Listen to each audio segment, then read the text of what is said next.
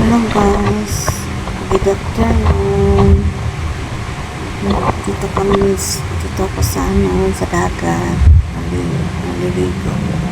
Naligo kami. Pero bago naligo guys, naglakad-lakad muna ako guys kasi parang maano yung paa natin pa kasi pag may karamdaman ka guys, pag tumatapak ka dyan sa bato, masakit siya kapag walang chinilas. Sinadya ko lang naglakad-lakad para maano yung talampakan ko guys ba, kasi para magaling yung yung mga sakit-sakit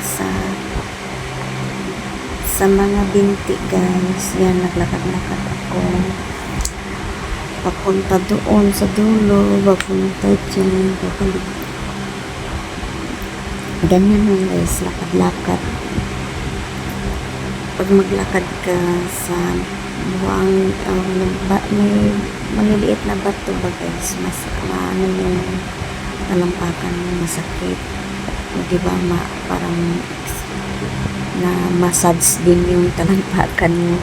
Sarap pa yung maglakad-lakad dyan kasi parang na massage yung talampakan mo guys. Yan, paulit-ulit ako naglakad, tapos tingin-tingin dyan mga view. Ano pa kasi yan guys,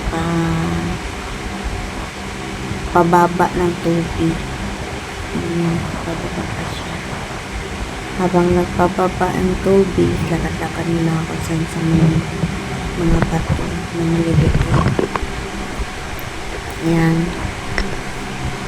Tapos may ano din dyan guys, yung tawag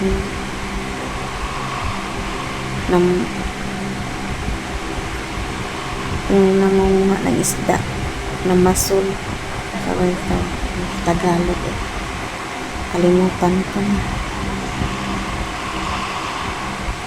Yan, ang daming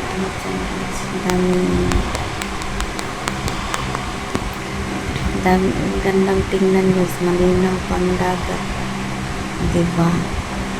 Yun, yung kasama ko nandun nagiga sa tabi ng yun, sa tabi.